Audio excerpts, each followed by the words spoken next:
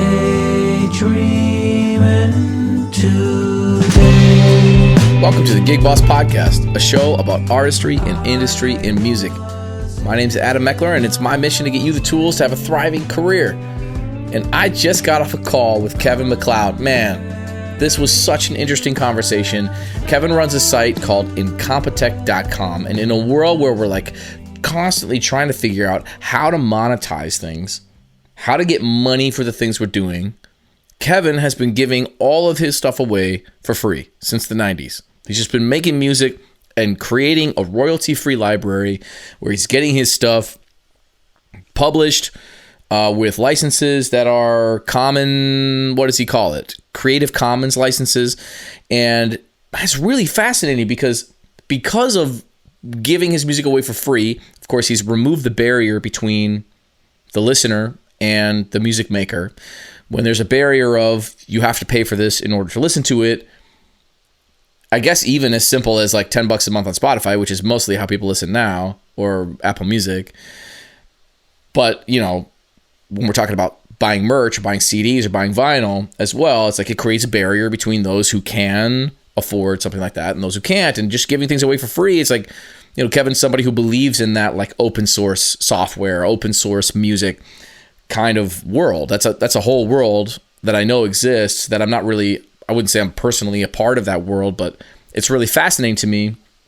And because of that, Kevin has had an incredibly successful career. His site was visited millions and millions of times per month for a period of time. Now there's probably hundreds of thousands of people visiting his site per month that just go there to grab his music and use his music in their videos on YouTube. And as I imagine the YouTube craze continues to grow and home creators, people who identify as creators first and maybe artists second, or musician creators or creators who are also musicians, are going to his site and using his music as background music in their educational videos or in their, you know, whoever. I mean, we're talking anybody. People who do like BMX biking could use his music in their videos. Anybody that does anything can use it. It's all completely royalty free. Really fascinating how he's made his money. And I mean, he's utilized Patreon, of course, but in a real small way. I mean, he really kind of, when we talked about Patreon, as you'll hear, he kind of sweeps it under the rug a little, like it's no big deal. But the amount of money he makes on Patreon would be game changer for any independent artist. So the whole thing is really fascinating to me. I think you're going to love this interview. It's a quick one. It's with Kevin MacLeod of Incompetech.com. The link is in the description for Incompetech.com. So definitely check that out. There's a lot of great resources if you want to get your music into the public domain. If you want to get your music a license, a Creative Commons license, he coaches you through how to do all that. There's resources for AI. I mean, he's like fully embracing AI. It's like really fascinating. Totally different than what you hear from a lot of artists who are like have this like real moral opposition to what's happening with AI right now. Kevin's like, use my whole library and train your AI, you know? I mean, it's like, this is all royalty-free music. You having struggles with training your AIs with royalty music? Use royalty-free music. So I really think you're going to dig this. Quickly, I want to tell you about the Gig Boss app. The Gig Boss app is continuing to grow and get better, and we really appreciate you all checking it out and using it and giving us feedback. It's free on iOS and Android. You can create groups. You can create events. You can tag groups to events. You can see all the details of the events once you submit. People can accept or decline gig invites via email. We've got a photography company using it to organize all of their freelancers. We've got a dance company using it, and we've got tons of musicians all over the world. We've got people emailing me from Australia and from Europe and from Latin America and from the United States trying to get access to it, trying to use it. And it's really great. It's fun to see everybody checking it out. Download it. Use it to organize your gigs. It's a great tool for organizing your stuff. All the past gigs live on forever. You can go to your past gigs tabs and see everything you made throughout the course of the year. When tax time comes, which is coming now, unfortunately, feels like it comes too fast every year. Anyways, without further ado, this is my interview with Kevin MacLeod. I hope you enjoy it.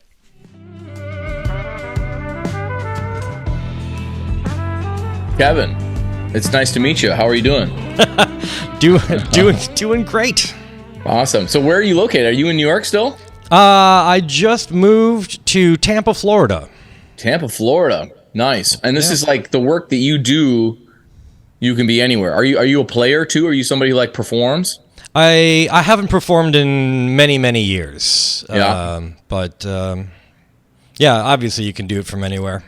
Yeah. So we know some of the same people. How did you come to meet James and Brian, Tio, and all those folks in New York? I was when I lived in New York, I was roommates with Brian Tio for about 8 years, I think. Oh wow. Okay. So we hung around quite a lot together. Cool. And what can you tell me a little bit about your background? Like coming up, what did you do going through school and things? Did you study music in school? Yeah, in college I studied music education. Okay. And then I immediately got a job as a computer programmer. So Yeah. Yeah. Education, that's a tough road. And I know a lot of people who have met now, like especially have made the jump from, I was just talking to James Hall about this, from, going to a coding boot camp or something and becoming a computer programmer. Is that something you always did, like through high school? Were you messing with computers and learning to code and things like that on your own? That was like something you taught yourself? Yeah, like from 6th grade on, Yeah. Wow. coming back from the Commodore 64 days. Yeah. Okay. And then, then the internet hit, and I was on board that, and the local ISP saw what I'd done, and like, hey, we need some people. I'm like, well, that's way better money than actually teaching, and I don't even like children that much. So, Yeah, man. Yeah, it gave me a really, looking back on it, it was really useful to like go through those semesters of learning brass, learning woodwinds.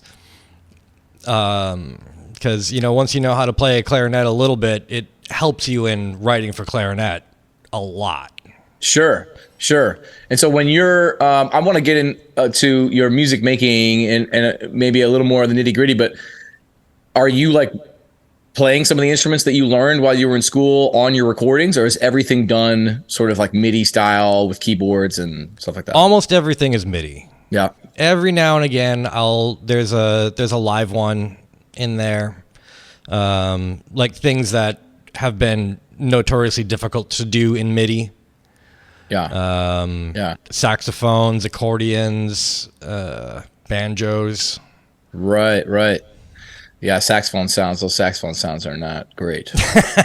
I mean, I'm a brass player and I always feel the same way about trumpets, but now it's like I've heard some brass that is pretty convincing, and I'm like, man, this is, I'm gonna start losing my recording, my remote recording jobs to MIDI trumpets that can scream higher notes than I can. I have a couple of those libraries. Yeah. So let's talk about Incompetech. Like, how did this come about? You go and you get a degree in music education. You start working as a computer programmer. When did you start to create royalty-free music, or what was the impetus for the idea behind royalty-free libraries? So like through college, I was doing like some composition for the theater people, and I was in improv group and performing there pretty regularly. And just writing a bunch of stuff, and I'd thrown some stuff online. This was back in the way early days. And then a director emailed me and said, hey, do you want to score my film? And I said, sure. And then I went on to Amazon and bought a bunch of books on how to score films. Yep. Did some tests, and got a lot of cues rejected. Just like a lot. And I'm like, well, these are perfectly fine. They're just not fine for this movie. So I started putting my failures online, not telling people that they were failures, but sure, interesting. And then, because it doesn't hurt me. They didn't need it. They didn't want it, but somebody else might have, and that started taking off. And so I just started following up by making things purely for people online.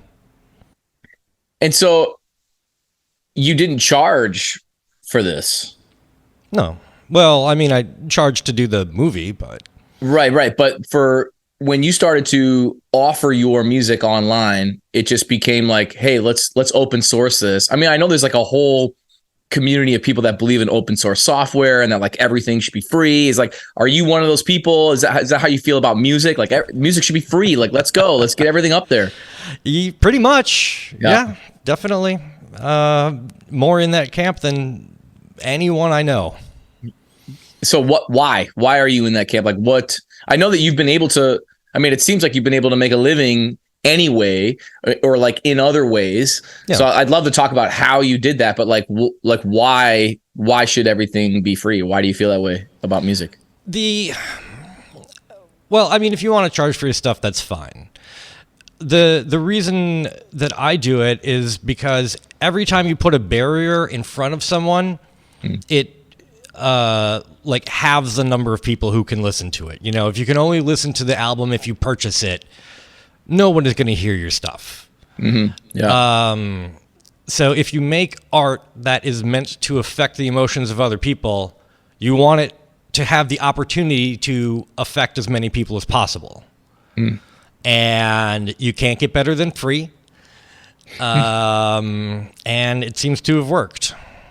It seems to have worked. So are you making music that you feel is art, or are you making music that you are sort of intending as music for function, like people to use in their YouTube videos, or is it both? I don't know if there's a difference between the two. Okay, yeah. You know, it's like, oh, this is art music. Well, maybe that just means it's bad music, you know? It's like, not a lot of people are going to listen to this. Yeah, sure. Yeah, I've definitely put out some pieces that are of questionable use, and nobody uses them and nobody likes them. So I just stopped doing that. So interesting. Yeah, it's like, you know, it's like I interface with so many people, and myself, I'm like, I'm an artist. I make this beautiful music, but lately I've been more like, hey, where is the intersection between the music I want to make and the music people want to hear? And how can I kind of find that balance? And I talk to a lot of people that are like, no, fuck that, man. I'm only making music that I want to make. And in some ways I admire that. And in other ways I'm like, how is that sustainable? Like, how can you, like, how can we're expecting the same 100 people to back our Kickstarters and the same 100 people to buy our records if we're asking people to buy, like you said, like, creates this barrier between the music and the people, which I get. Like, I totally get that. And that feels more real now than ever. It's like I started my career in 2008 when like buying CDs was still pretty normal, right? But then it became like Napster really quickly. I mean, I remember I've told the story plenty of times, but I remember sitting in we had this upstairs computer, the family computer, and my brother was at the computer downloading all this music. And I was like, what are you doing? You know, he had Napster up. I was like, what are you doing? How are you doing this? You know, it's like, oh my God, I guess let's make some mixtapes on mini discs. You know, we had little mini disc players. Yeah, mini disc. Yeah, man. So yeah, it's like that does feel more real now. That it's like, then the question is, how do you make a living? How is that sustainable? Do you do some other kind of work that sustains the music making, or have you found a way to make an income? I mean, I see there's ads in Compotech, your site, right? And you got people visiting there. So I imagine there's some like pay-per-click kind of ads. Yep. Back in the days where you can make money off of Google AdSense. I did that for, well, there's still ads. I'm considering pulling ads off the site because I don't need them anymore. Huh.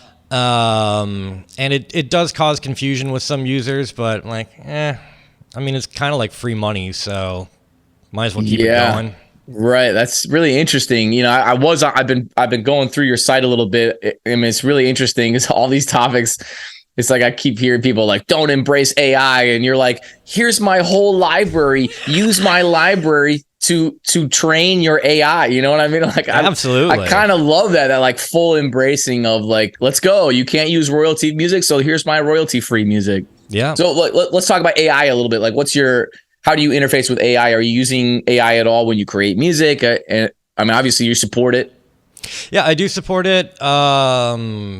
There's very little out there that is super useful right now. Yeah.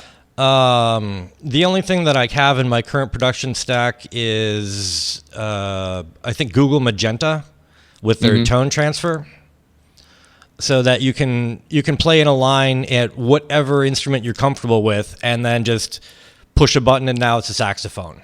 Now it's a trumpet. Interesting. Tone transfer, man. I'm taking notes here.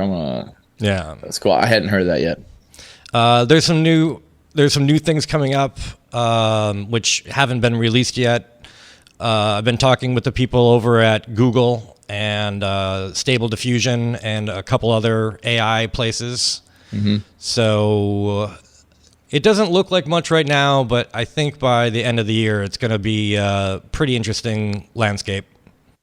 Well, these things learn fast. Like, I remember reading an article, I don't remember, it was from maybe 2020 or 2019 or something, about an AI that created like a Beatles-esque kind of song. Yeah. And the program was like, this technology basically stinks. It's not working at all. And like, they were talking about art generators too, like, it's not very good. And now it's like, man, the image generators are rad. Like they seem really cool. And like, they're really like, obviously the new Lensa app thing really blew up in popularity.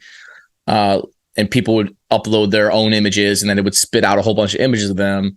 And I immediately was like, yo, album covers, like this is like a huge route for artists to be able to create a whole bunch of, especially since we're releasing singles a lot now. Yeah, that's new art for, sorry. And I absolutely use the image generators for that. They're good. I mean, they're easier to get a hold of than an actual artist. Yeah, right. So, yeah, and I saw there was another one that you use. I found it on your website, and I was like, oh, this is an interesting, where you just explain what the kind of music is, and you kind of try to separate it. You were explaining how to use it. Ooh, music catalog available for any AI training. No. Have you tried doing it? I don't remember what article it was, but it was one of them. I've been surfing your website. Man, this is great. This is great stuff. Obviously, we'll link this in the show notes for the show, so anybody that wants to check out incompetech.com can find all these resources. But yeah, these image generators, they seem to be game changer in a lot of ways. I've even been using like ChatGPT to help with descriptions. Right. I've been thinking about doing that for the podcast. It's like, so when you use ChatGPT, do you feed them a link and they like watch what you did, or you just describe what it was? I describe what it was, and then I'll ask it for like, okay, here's the kind of thing. Where would this kind of music be used most frequently? And I was like, oh, maybe it'll be in a real estate thing. Maybe it'll be a short comedic piece, and generate some things, and then, call it down to the things that I think work. Okay. But yeah, just generalized idea. A lot of times when you upload music, they ask for like tags to describe the metadata. Right. Does a pretty good job of generating enough of those to make the music findable. Idea. Yeah, generating tags. This is why I did this podcast, man, so I can learn all this stuff. This is awesome. ChatGPT, right? Generating tags. Yeah, cool, man. That's this is all just like this is just such a great. I feel like we're at this moment in time where these things are just going to start to explode, and it's kind of changing the whole landscape.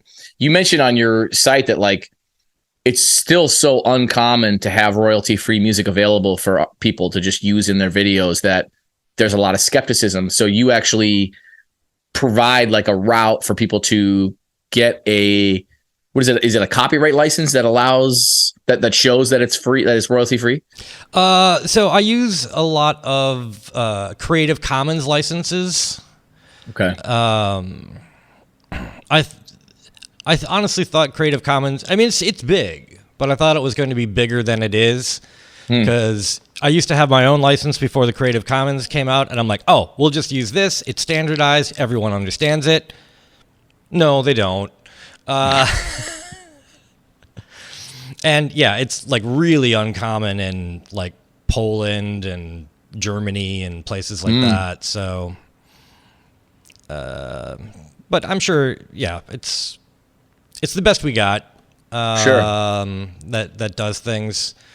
And yeah, I recommend that everyone use the Creative Commons things, but a lot of people use like the non-commercial only one. And I'm like, that stops so many people who have been taught to be so careful. It's like, well, if I make a YouTube video and run ads on that, is that commercial? Now I can't use your stuff. Right. Yeah. So non-commercial only excludes a lot of YouTube. I mean, I monetize my YouTube channel, so then I couldn't use non-commercial only theoretically, or they would create some confusion at the very least. Yeah, it does create confusion. Maybe you can. Is that commercial? Right. You're gonna get sued for it. You know, you don't want that. Yeah. Right. So how many people do you have visiting Incompetech.com? Like on a monthly basis? Is it crazy? Are you experiencing like crazy numbers with people downloading your catalog? I don't know. I mean, it's in the hundreds of thousands a month. Wow. It used to be like 1 to 2 million, but that was a while ago. Yeah, 1 to 2 million a month. Yeah. That is nuts. That was, definitely enough money to live on. Yeah. From the holy ads. smokes. And then you've also developed like a whole Patreon. Is your Patreon mostly, I mean, I don't know if you know this about the demographics of the people who give to your Patreon, but is your Patreon mostly people who use your music in their YouTube videos? Or those people that are like, I'll come in at $2 a month or whatever? You know, it seems like it's a pretty, I mean, for like a DIY artist anyway, what you're making on Patreon would be a pretty significant chunk of change monthly to be able to rely on. Yeah, I don't push Patreon, but when people ask me like if they want to donate to me, it's there. Yeah, okay. Like you don't want to make it hard for people to give you money. Right. So right. It's not a big percentage of what I'm doing, but it's nice to have. And then there's like a little bit of a back channel available to people who do that. Sure, but not much. Most people just leave me alone, and I do my thing and right get their $5, and sure, they feel good, and I feel good, and everyone's happy. Are you creating any content that's specifically for Patreon? Or are you just like, all my stuff's always free, here it is? Yep, all the stuff's always free. You don't even get it soon. Yeah. Yeah, that's amazing. And people, I mean, it's so interesting because I've seen so many Patreons where it's like you get all this extra stuff and people have a lot of trouble getting people to support their stuff. And just like you just giving your stuff away for free, people are like, how can I support you? Let me give you some money every month, you know? Right. Man, that's fast. It's so backwards to how I've been trained to think. And it's kind of like looking through your site, which is blowing my mind, man. I was just like, it's like, whoa, just create. Do you do stuff like for sync licensing? Are you making money in that way? Are you doing anything on that side of things? Sync licensing, movies? My stuff definitely gets used in movies. It definitely gets used in TV shows. It definitely gets used a lot of places. You know, just because I'm giving it away for free in the US doesn't mean that I don't get paid like from Europe and other places where it's like not possible to give away your music. Okay. The creation in Germany, like it's considered an inalienable right. So, you know, my music is on so many YouTube videos that like whenever they get played on, you know, television stations in England, Germany, most of Europe, South America, I get paid from that. So they don't allow you to give music away for free over there. Correct. Whoa. I can, you know, it makes sense. Like there's a lot more, and now I don't know how I feel about it, but there's a lot more like artist rights kind of things going on over there, you know, where they have whatever else, you know, unemployment for artists and things. If you're not making enough money, you know, it's like things that we don't have here in the States. Right. I mean, obviously we have like military bands and things, but like the government sponsored bands over there are like really robust and people are making big money. Yeah, man, that's really this is just a cool. I mean, it's such an interesting thing for me to pick your brain about. So what are you working on right now? Are you just working on music? Is that all you do? Do you have another gig? Are you still computer programming? No, it's just music. And so like the next thing that I'm working on right now is, well, I mean, like I hired a couple like game developer people and 3D modelers and stuff like that. I've got a new site coming up called Jane Cass Music. Jane Cass Music. And what we're doing there is 3D modeling instruments and like mouthpieces. Cool. So like, you need an extra, I don't know, like super deep trumpet mouthpiece. I mean, you can pay $120 for one, or you can get the Jane Cass one. Yeah, right. And then print it out at your school or library for free.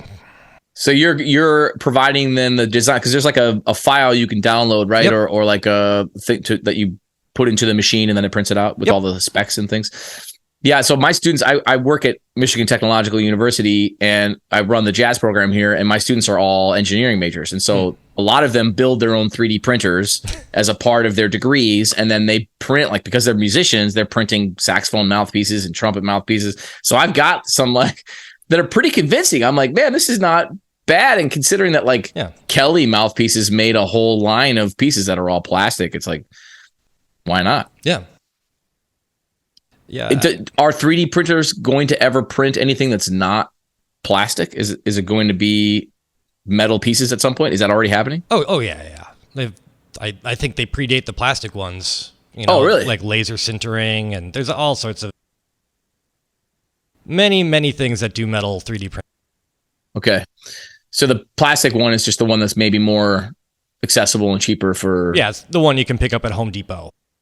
Right. As opposed to spending, $50,000, $100,000 for a metal one. Right. Right. So how long before do you think we're going to have like 3D printers in our houses? Like everybody, like in the same way that we have paper printers in our houses. You have a paper printer still in your house? Well, I've been leading an 18-piece big band for 10 years, so I've printed out my sheet music. I've probably moved to iPads, but yeah. I don't think that's going to happen anytime soon. But they're going to be available at libraries and schools, and people have access. It's like one of those rarely used things. It's like, how many mouthpieces do I really? Am I making thousands of these things? Probably not. Yeah. That's funny. I've got one student with a gigantic case of mouthpieces, and I'm like, dude, you got a problem. I did not know that was a thing. You've got a problem. Yeah, he's obsessed. I mean, the gearheads, trumpet players especially. I don't know what was your primary instrument when you were playing? Clarinet, trumpet, piano.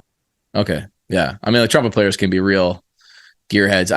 That's not how I identify personally, but man, they can mouthpiece collection. And that, to me, like, that's a losing battle. It's just like you're constantly changing mouthpieces. You're never going to get used to anything, and you're never going to be good at music. But hey, if AI is generating sometimes music, a really narrow, like for certain notes and certain effects, you're going to need a deep one or a shallow one or whatever. Yeah, totally. I have, it's like, for me, I have two, and it's like a deepish one and then a shallow one, like one for funk and R&B and Latin music, and then one for kind of like small group jazz, and if I ever play classical music again, classical music. But cool, man. So if somebody wanted to get started creating royalty-free music, and they still want to make money but want to offer their music for free, what is the route that you would suggest they take? I've been getting a lot of people coming to me as like, hey, I've got this catalog, and I just want people to hear it. How, can you put these on your site? I'm like, no. But I can tell you how to publish these things into the public domain. There's an article I have on it on my site right now about, here's the best way to do it. Get, upload it to Pixabay, upload it to, wherever. That's right, Pixabay. So what is Pixabay's role in all of that? I saw that on your site, but I've never been there before. Pixabay was what I used to use before the AI came out, because it offers public domain like stock images, like Shutterstock, but free and good. And so like I use a thing, and then buy them a coffee afterwards. Like, you give me the product first, and then I'll throw you some money. And that seems to be pretty common. Wow. So a couple years ago, or maybe last year, they started doing public domain music distribution there. Okay. And they're also doing like, stock video things now too.